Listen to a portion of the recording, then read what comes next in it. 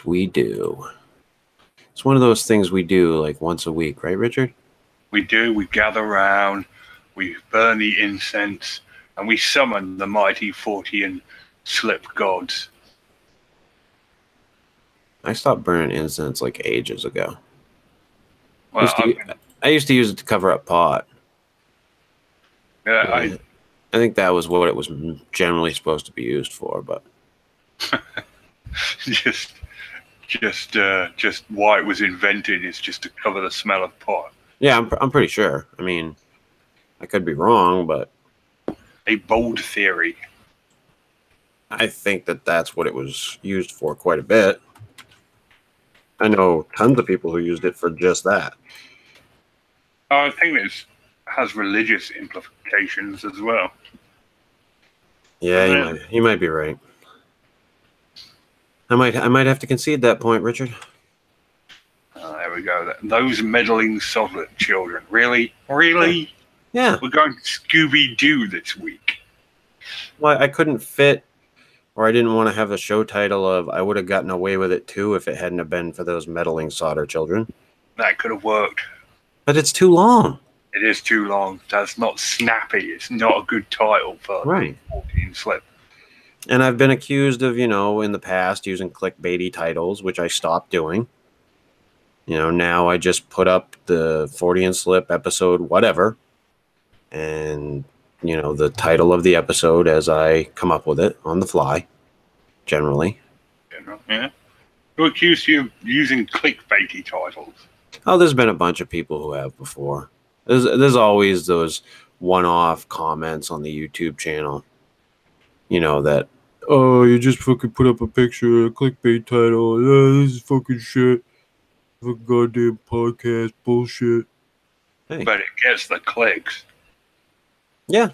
Oh yeah. I mean, we used to get way more views on the show.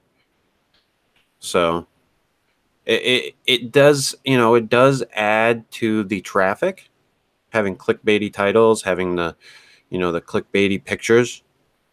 But I wanted to get away from that. I wanted to get a better idea of the actual people who were paying attention to the show. I thought that was important. I also thought it was important that we got away from that clickbait type presentation, because that's not what we ever wanted to be. But I used that to get views, to get people to watch, to get people to listen. And in some ways it did help. It got, it did get us some fans. There were people that clicked on it because, hey, this was the title, and those people have stuck around. I don't know that you're one of them. You may have been, because you saw a certain thing. Yeah, it was the John Tito episode. Because at the time I was into John Tito. But to be fair, you did talk about John Tito, and John Tito stole my flux capacitor, where I just had to click on that bait. Right. And in the beginning, I tried to use those, the quote unquote witty titles. Sometimes I think they're witty. Sometimes I think I'm just dog shit. But I've always tried to make them interesting. And then I got away from that. I went with whatever the topic du jour was and whatever sounded sexy, so that we could get those clickbait views. So, well, that's fair enough. I mean, so anyway, whatever works. Let's start this thing. This is the Fortean Slip, episode 32. Those meddling Sodder children. We are sans Steve tonight. He is exploring his new found gay sexuality at a family reunion. And there's lots of 14 inches. There you go. He will be missed. Yes. And sore. Yes, that too. So we've been trying to bounce around ideas of what to do for show topics during the week. And Richard's been great about throwing them at me. And this week he threw at me the Sodder children, which I don't know if I've ever heard of it. I may have at one point in time, but I just may have overlooked overlooked it, not really paid much attention to it. So I went back and took a look at it, the case, and it sounded pretty interesting. So I figured we'd go with it. Steve was on board. He was like, "Oh, I'll look into this," and miraculously, he's not here. Imagine that.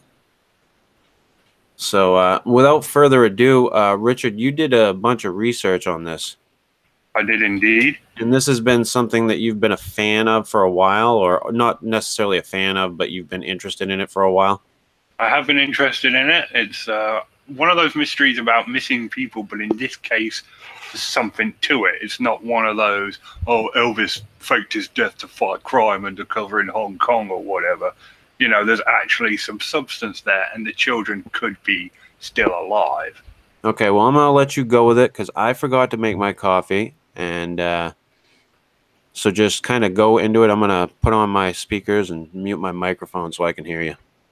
Right on. So, in 1945, on Christmas Eve, a fire destroyed the Sodder home in Fayetteville, West Virginia. George and Jenny Sodder lived in the home with 9 of their 10 children. Their oldest son, Joe, was overseas fighting in World War II. That night, George and Jenny Sodder were able to escape the burning house with 4 of their children. The remaining 5 Sodder children were never accounted for. A bit of background on the whole thing. George and Jenny were Italian immigrants who came to the U.S. as children. George started his own trucking company, and the two were a respectable middle-class family, not too rich, not too poor. However, George had strong political opinions he expressed, which some people did not like, especially in the immigrant community. He was strongly opposed to the Italian dictator Mussolini, as was a lot of Europe. I mean, no one was a big Mussolini fan. So that's them. The fire itself, 12:30 a.m. on Christmas Eve morning, Jenny woke up with the phone ringing. She answered the phone, and a woman whose voice she didn't recognize asked for a name Jenny was also not familiar with. She heard other voices in the background, along with the clinking glasses and weird laughter. When she got off the phone, she checked on her children. She'd let them stay up late to play with their new toys. She noticed that lights were on and curtains were closed, typically done by the last person in the house to go to bed. She found one child, Marion, asleep on the couch and returned her to bed, assuming the other children were in the attic and forgotten to close down the house. At 1 a.m. on Christmas, Jenny woke up again to the sound of something loud hitting the house roof with a loud bang and then rolling off the Santa? Yeah, it could have been Santa. Oh, okay. That's as good a theory as anything else. But she went back to sleep. And then at 1:30, she woke up again. At this time, the house was on fire. That's pretty emergency. So she got up, found the fire in George's office, and they got George and escaped the house with 4 of their 10 children. And so, Marion, Sylvia, George, and John. The family yelled at the house, assuming they would wake the other children who slept in the attic. These were the children who had stayed up late that night, and they'd gone to bed without switching the lights off. They didn't hear from the kids, and they couldn't at that point go upstairs to get them because the staircase was on fire. Next, the family tried to call for help. The Sodder phone did not work, so one of the children ran to a neighbor's and called. The family tried to locate the latter in order to check on the children in the attic. It was usually resting against the side of the house, but it was now missing. George tried to use both of his trucks to drive closer to the house so that he could crawl up to the attic. Both were previously in good working order and now would not start. Because of these various delays, because the fire department was small and volunteer only, they did not arrive until morning, when the family assumed that the other 5 children had already died. When the fire department finally did arrive and began going through the ashes of the Sodder house, they did not find any bones. The fire chief still believes that the children died in the fire. So that's a little bit of information. That's the fire of itself. How now? I don't understand how you can think that the children died in the fire if there's no bones. Is that common for bones to disappear in a fire? Well, if the house burned hot enough, I suppose technically they would turn to ash, because everything turns to ash if the heat's. Right. But the house didn't burn for long enough to get to that heat stage. There would have been bodies, or at least bones, recovered on the site. You'd think there'd be something. Yeah.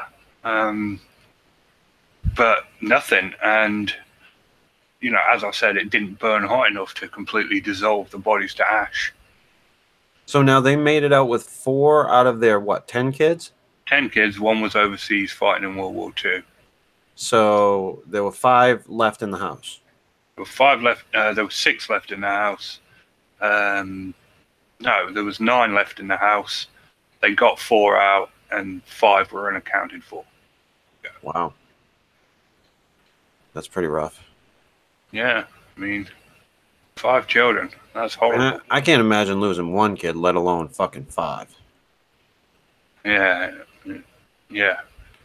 And the circumstances are really fucking shady. Yeah.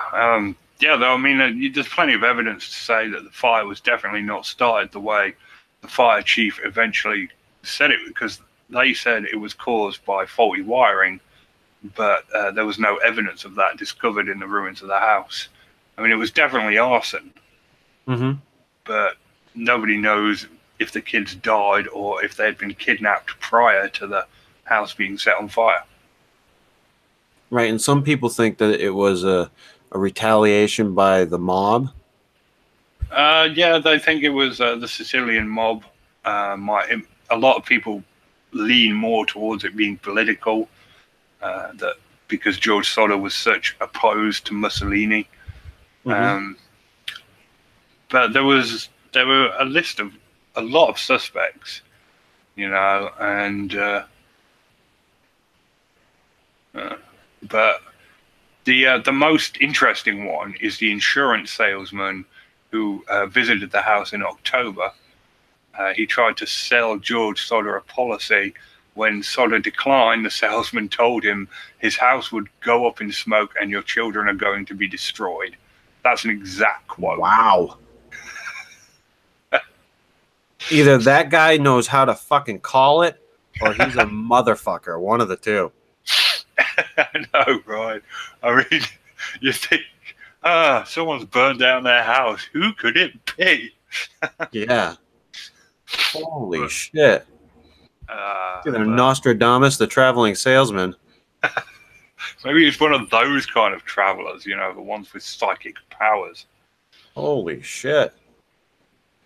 That's rough. I assume he was looked into? Yeah, he was looked into, but they couldn't find any evidence. I mean, but it was never really investigated as a crime. They called it an accident and then just closed the case on the whole thing, pretty much. It was, you know, it was all hushed up very quickly. And a lot of suspicious circumstances, like they say in the notes I've got, that the fire department couldn't get there before like the next day, but they were less than 20 miles away. And they were alerted as early as 2 a.m. And they couldn't get there until like 9 or 10 hours later. Which, you know, if they walked. That's really fucking shady. The whole thing is suspicious. And what year did this take place in? 1945. I mean, even so, you know, they should have been able to get there faster than that. Well, they had cars. I mean, and even if you walked, it's not going to take you 10 hours to do 20 miles. Yeah, like somebody from the fire department could have gotten there. Yeah, I mean they're pretty fit men. Was it a night of 5-alarm fires or what? No, it was really quiet. It was the only thing that happened that night. Wow, that's shit. Yeah. So now what is the evidence pointing to the fact that they could still be around? Right, yeah. So, let me just get to that bit. There's some evidence. Right, here we go. In 1987, Jenny Sodder received a photo of in the mail of a man resembling one of the missing children, Louis Sodder. The back of now this is the weirdest fucking thing about this case, is this message that was on the back of that photo. It just said, Louis Sodder, I love brother Frankie, little boys, A90132 or 35. What? Yeah. There was several sightings of the children that morning. The most well-known one is a woman who ran the Charleston Hotel, claimed to have seen the children a couple of days afterwards. They had come in around midnight with 2 men and 2 women, all of whom appeared to be of Italian extraction. And when she attempted to speak with the children, one of the men pretty much threatened her and told her to go away. Huh. So they were sighted. I mean, that's not the only sightings. But it gets even weirder because they eventually, after George Sodder pestered the fire department repeatedly, they did do an investigation. Like, they removed all the ashes and stuff and sift through it, and human remains were found, but they weren't the remains of the children. What? Yeah, like skull fragments and spine fragments of an adult was found, but it didn't match any of the children. Wow. Yeah. That's interesting. So was old George fucking knocking people off or what? Well, he bulldozed the whole site down to make a memorial a couple of days after the fire. It was then he started questioning what had happened, because it was around that time that the fire department said it was an electrical fire. But he realized when he was bulldozing the house down that the family's Christmas lights had stayed on through most of the fire. So if it had been an electrical fire, the electricity would have been knocked out. Right. And the ladder had been moved, and the cars had been tampered with, and the phone line had been cut as well. Yeah, that sounds like not so much a hit, but it sounds like a work. Well, it's not. Ask me. And the whole house wasn't burned down either. I mean, there were patches of it that was still almost standing, and there was remains of kitchen appliances and whatnot. And if the fire didn't get hot enough to burn that away, then it sure wouldn't have burned the children's bodies away. Right. So, but it seems rather odd to me also that the father bulldozed the fucking site like days after.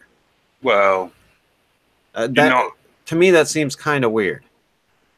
You're not thinking clearly after a tragedy like that. I mean, you make decisions that are questionable. Well, yes, you do, but I think if you're a grieving parent who wants to know the truth, I think the last thing you want to do is destroy what little evidence is left. I mean, that, to me personally, that's what I think. I'm not saying that, that's what he was thinking. I'm not saying that, he did it intentionally. I'm saying it seems kind of weird to me. So, well, yeah, but they hadn't released their findings yet about the fire and the death certificates and all the medical information and all that. They hadn't released any of that yet. He just thought, oh, this great tragedy, it was arson. And then all this stuff started happening. The suspicions started connecting the dots in his head. Yeah, It started to make sense. I don't know. It seems like a very strange case. I mean, if there's no bones of the children, that right there is a red flag to me. Because if the fire had been hot enough to destroy that, then it would have destroyed a lot of other shit. Not to mention, I don't think you would have found bones of an adult. Yeah, I mean, that was weird. So, I don't know. Like the idea that it was some type of a political thing or a mob type thing makes a lot of sense. I mean, I don't know what they would have done back then. I mean, I know in a lot of cases they just fucking killed people. They didn't bother like kidnapping anybody. They just killed people. Exactly. I mean, that was how that was their message. If it was a mob hit, they would have just pulled up and put bullets in people's heads. That's what they did. That's what they were famous for. You know, if it was and I don't know if because this guy was so, you know, high pro or somewhat high profile because of the stance that he took, if, you know, they decided to go a different route with it. But the whole case seems fishy. It's ridiculously fishy. And they hired a PI. That photo I told you about, it came from Illinois. Mm-hmm. They hired a private investigator to go look into that, and he just disappeared. The private investigator disappeared. The private investigator disappeared. Interesting. Vanished. That's odd. And nobody knows what happened to him. Yeah, he just vanished. Like, and but he never turned up though. No. Wow. All right. Have you ever seen that documentary? I brought it up on the show before. Who Took Johnny? Yeah, I think so. You know, this whole kind of case kind of reminds me of that in a way. You know, here's this kid, first kid to ever be put on a milk carton, taken in the wee hours of the morning. He had a paper route. This was back when kids, you know, had paper routes. You know, a lot of kids would make, you know, their first job would be having a little paper route in the town and grabbing the papers in the morning, go deliver them. This kid went to go get his papers one morning and disappeared. And there was all kinds of stuff that popped up along the way about these underground sex, you know, I don't want to call them cults, but, you know, these organizations of people in power, supposedly, that were holding these children for sex. Now, you know, do I buy into a lot of the bullshit that's come out recently about that? No. You know, with the political stuff. But to say that this stuff has never happened, I think it's folly. You know, people who are in power will abuse that power. We've seen it lately with a lot of things. Harvey Weinstein's a big one. You know, Harvey Weinstein abused his power allegedly to an insane degree. You know, and I think that's, you know, it's bound to happen. Well, okay, granted. But if you want to kidnap some children, there's loads of opportunities. It's the 40s. I mean, they go and play in the woods. Oh, no, absolutely. But this whole case kind of reminds me of that in a way, you know, like the kids could still be around. Maybe they were, you know, kidnapped. Maybe they were sold into something. Maybe they were just taken. Who knows? But it kind of reminds me of that whole story. You know, spoiler alert for anybody who doesn't want to know how the whole Who Took Johnny ends. You know, shut off the show now. You know, the mother winds up seeing him later on in life, but doesn't, you know, she tries to stay out of it because he asks her to, supposedly. And she gets called out in court about that. You know, later on down the line. You know, and come to find out, like, the guy that came out with all the information about the sex, you know, I hate to say cult, but it works, I guess. You know, he may have been correct. You know, and a lot of this stuff may very well have happened. You know, and then you hear a case like this where these kids are taken, and it just kind of it kind of reminds me of that. It's very reminiscent of the idea that, you know, these kids just disappeared, but they could still be around, or they could have been, you know, used. That's some awful shit, man. It's terrible. I mean, not to know for sure. Yeah. I mean, it's likely that they died in a fire and for some reason their remains were destroyed, but it's not 100% certain. And it becomes less certain when you start getting photographs and people say they've seen the children, and the whole situation just spirals out of control and you don't know for sure. And they went to their graves not knowing for sure if 5 of their children were alive or dead. Yeah, I wouldn't even want to imagine. And this case, it's still open today. There's websleuths.com, and the last surviving relatives of the Sodders are still looking for their brothers and sisters, or their brothers and sisters' descendants. Wow. I mean, you'd think somebody, who knew something about that case would come forward at this point. Especially, it seems like the fire department might have been like paid off or something like that. That seems like it may have been an issue just based on the idea that they were just so cut and dry about what happened. Yeah, and they later planted evidence on the property. The fire chief went so far as to bury a heart in the remains of the house. Really? Just to give the parents some closure, but then admitted he'd done it. What an ass. I know, it's just absolutely ridiculous. There's so much about this case that doesn't make any sense whatsoever. I mean, if you wanted to kill them, just kill them. If you wanted to kidnap the children, kidnap the children. Why bloody burn down the house? Why not kill all of them? Why? It was either a really poor assassination attempt or like the most ingenious kidnapping in human history. Oh, it's very odd. Yeah. Like, were those particular children targeted for a certain reason? Was it just opportunity? What was it? Well, they were the youngest, so I suppose. Was it Ancient Aliens, Richard? Ancient Aliens makes sense. I think it could have been time traveling Ancient Aliens. I'm down.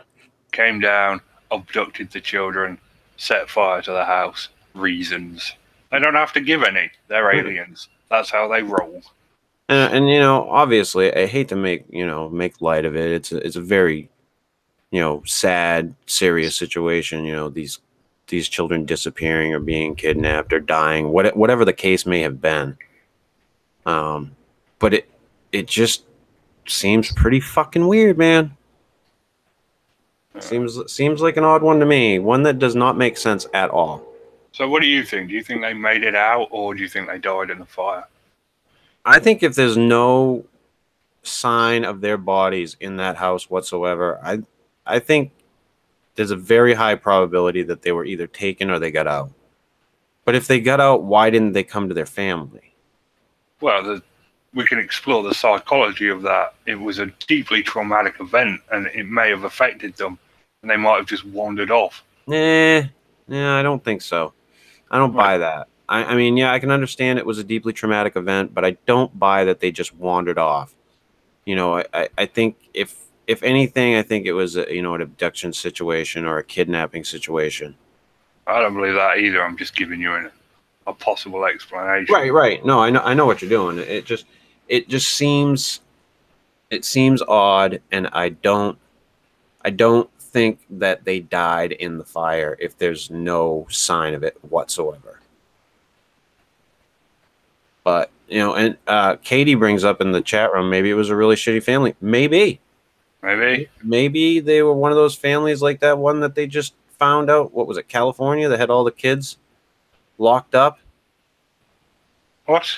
Yeah, it was a little bit ago now. They had like 13 kids, and they locked the fucking kids up. But they'd take them on like vacations, and the kids were cool with everything when they'd go away. It was some fucked up shit, dude.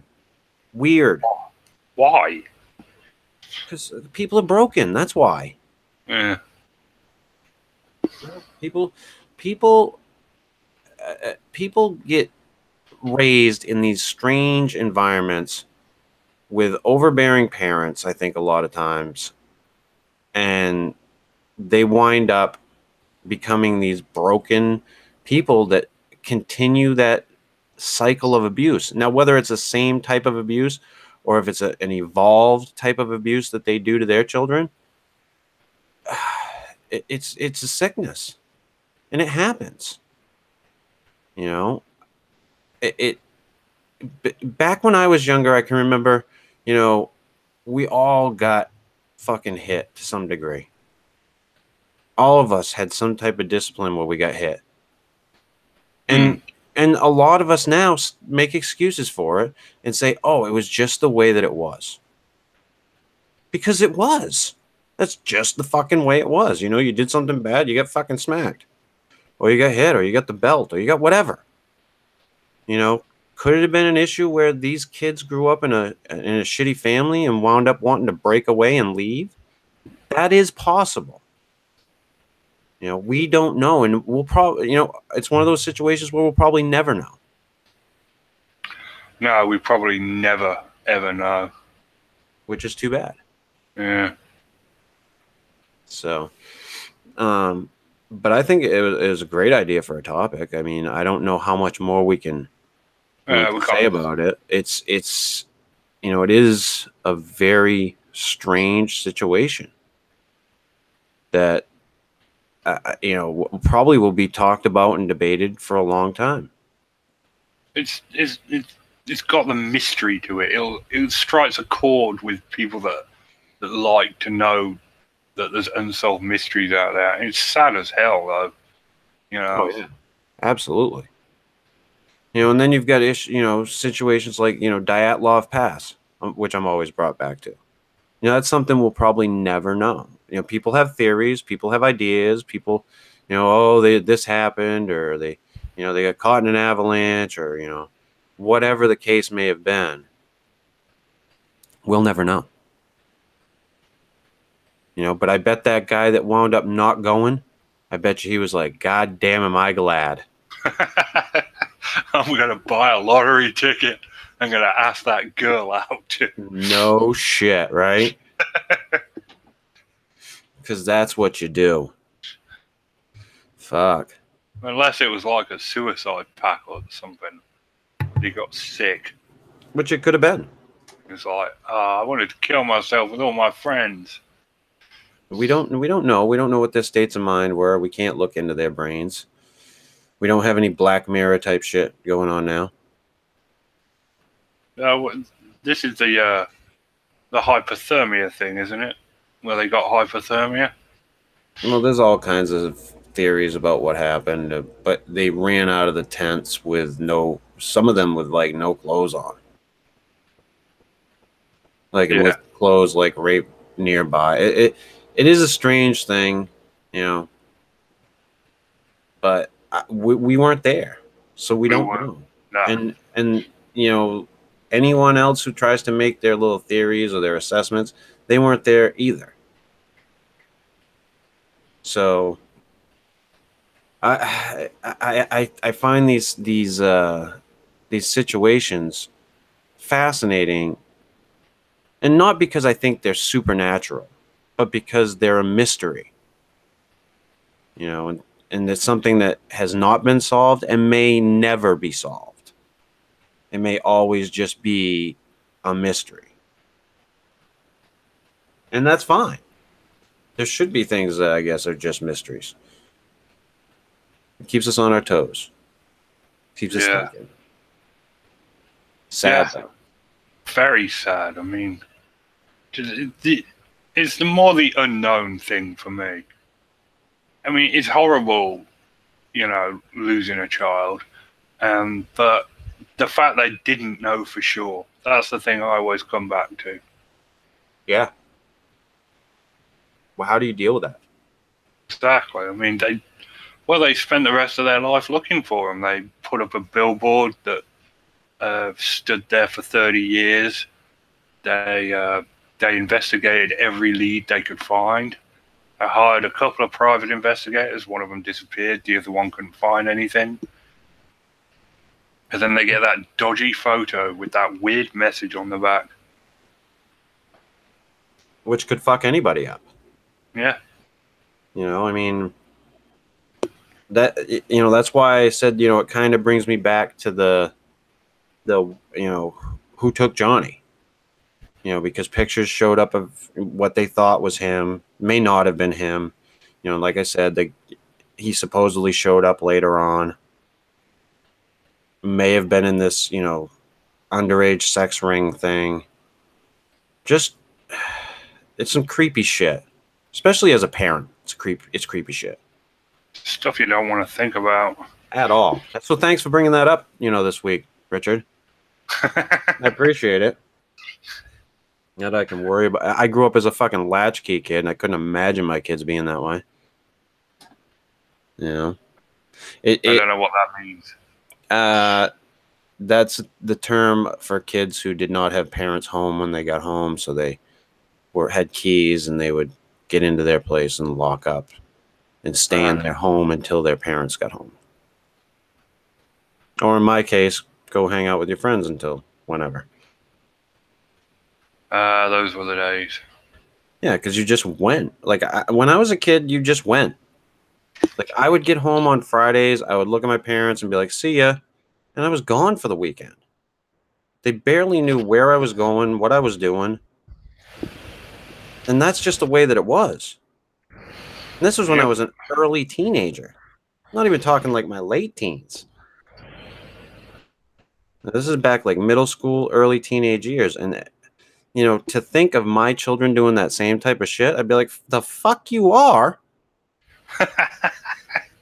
That's not happening. Yeah. We can get away with it in this day and age. Yeah, it's a totally different thing.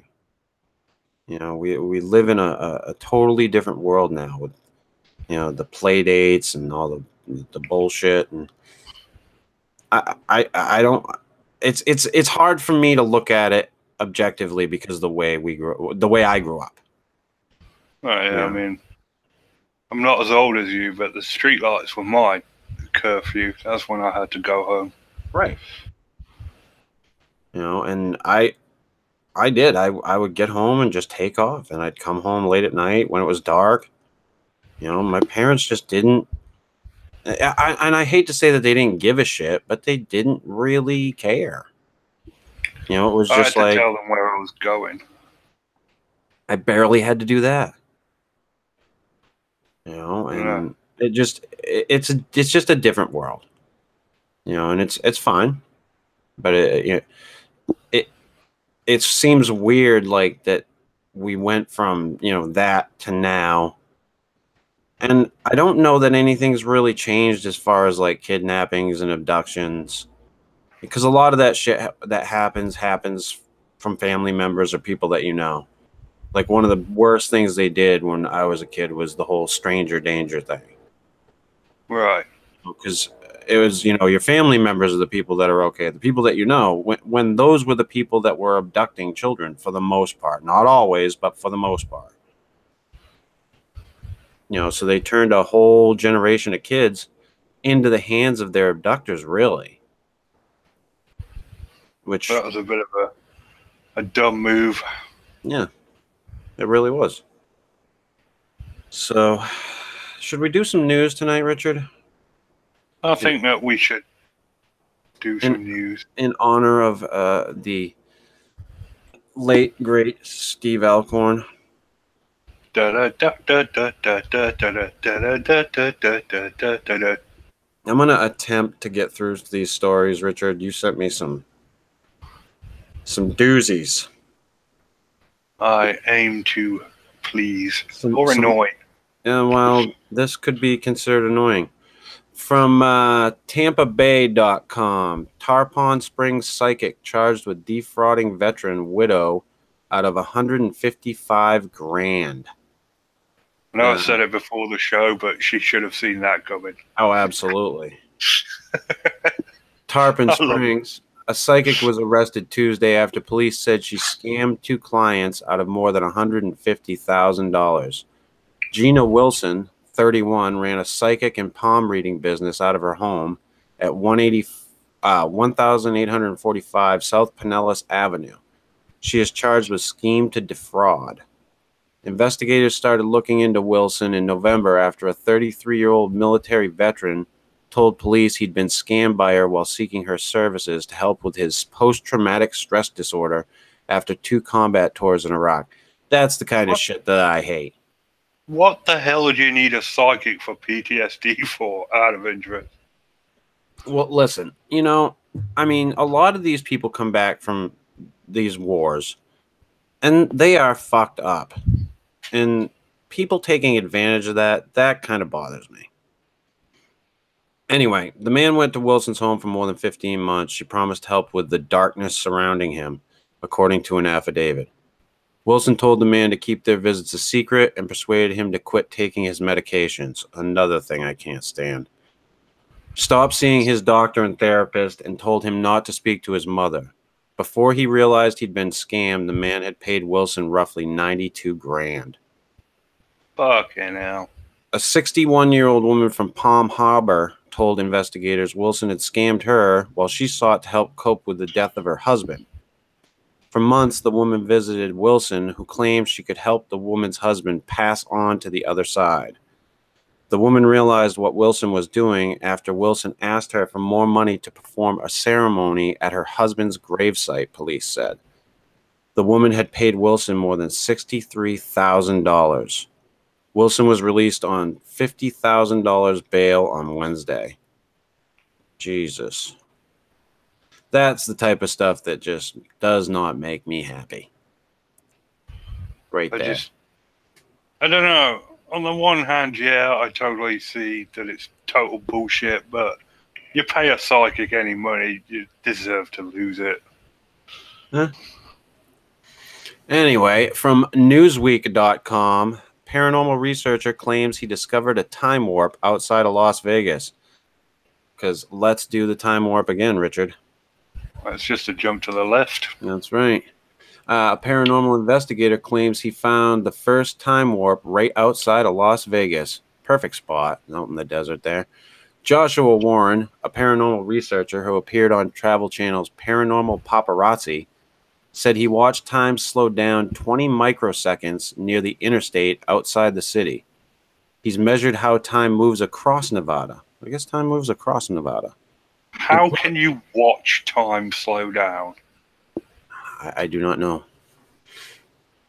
Including Area 51, but hadn't found any evidence until now. I think there may be a space-time warp on the edges of the city, but there's been so much man-made tech nearby that it's taken a while to realize what's naturally happening in the surrounding hills and mountains, he said in a statement. Warren told Fox 5 in Las Vegas that it's impossible for time to slow unless a black hole approached Earth or unknown technology nearby disrupted the laws of physics. The results were especially interesting, he said, given the purported UFO activity in the area. Does he throw a rock and then measure how quickly it hits the ground? Could be. Maybe. I don't know what type of physics experiments he's doing. Or a stopwatch in 2 different areas. Maybe he should hook up with a Bigfoot researcher in Oregon. Yeah. Well, maybe he shouldn't, actually. Yeah. Anyhow. Yeah, so he thinks he found a fucking time warp. And from... Now, this one, I don't even know how the fuck I'm going to get through this. From the alumni.berkeley.edu. Why do people believe in Bigfoot anyway? By Chrissy Elliott. And I'm not even going to read it, Richard. Why do they believe in Bigfoot? We talk about this all the time. All the fucking time. Why do people believe in Bigfoot? Because they want to believe in something.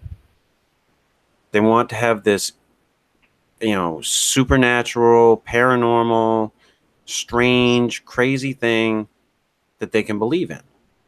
Whether it be Bigfoot, ghosts, UFOs, aliens, Loch Ness, whatever the fuck your thing is. Now, could these things be a real thing? It's a complete possibility. But my problem, as always, is that these people just want to believe in it. And they go out with these preconceived notions. Nobody's doing any real research. They're just all throwing these wacky theories out. But I mean, I've said it for a long time now. If somebody wants to do a great documentary on Bigfooting, do it on the people. Don't do it on Bigfoot. Do it on the people that do the research and go to these conferences. It wouldn't be difficult. Just get 10 of them and put them in the same room and film what happens. Yeah. There's so much infighting and bullshit and clicks. I mean, it writes itself. It really does. You know, I don't know who can do it. I'd heard at one point that Bobcat Goldthwait was thinking about it. It'd be great if he did. Yeah, no, he was seriously thinking about it. You should do that. It was right after he did what was it, Willow Creek? Yeah. He had gone to a bunch of conferences and he brought it up on Joe Rogan, and I've said for a long time I think it's a great idea. It'd be a great look into the psychology of these people, because there's a definite thing going on there. And like I said, is it something I want to believe in? Absolutely. Since I saw the Patterson-Gimlin footage ages ago, I've wanted to believe in Bigfoot. I've wanted to believe that there's a bipedal ape out in the friggin' woods. I mean, it scared the shit out of me as a kid. It scares the shit out of me today. You know, I don't want to run into a fucking bear out in the woods, let alone a Bigfoot. Which would you be more scared of? I don't know, to be honest. I'd probably be more scared of the Bigfoot, because if they are a real creature, there's less we know about them. Bears, at least we know, like, you know, what you should do. What do we know about them? I mean, really, what concrete evidence is there for Bigfoot? They like peanut butter sandwiches. Says who? Says what fucking video do we have of Bigfoot eating the peanut butter sandwiches? Exactly. Well, what fucking video do we have of Bigfoot, period? Exactly. So, you know, I mean, we've talked about this ad nauseum about the Bigfoot community and the research, and why do people believe in it? Because they want something to believe in, you know, whatever it may be. And a lot of this stuff is just, you know, fantastical shit that people get into. It's not really like a hobby, but it is. And it just becomes consuming for some people. I've felt it. I've felt that pull. It happens. You know, I've been out on these quote unquote expeditions, and I've been out on some, you know, some of these research quote unquote projects, and I just don't find it to be substantial. If somebody wants to put something substantial out there, I'll fucking read it. But I don't see anything.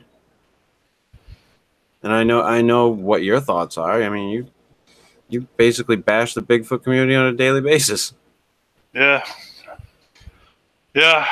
When people ask me what I do for fun, I tell them I'm a gynecologist, because I work with cunts all the time. Listen to you. Nailed it. Listen to you. Well, yeah. I think we're going to make it a short one tonight, Richard. Fair dues. This has been the Fortean Slip, episode 32, Those Meddling Sodder Children. If you like this shit, hit the little thumbs up button. If you don't, hit the little thumbs down button. Leave a comment. Subscribe.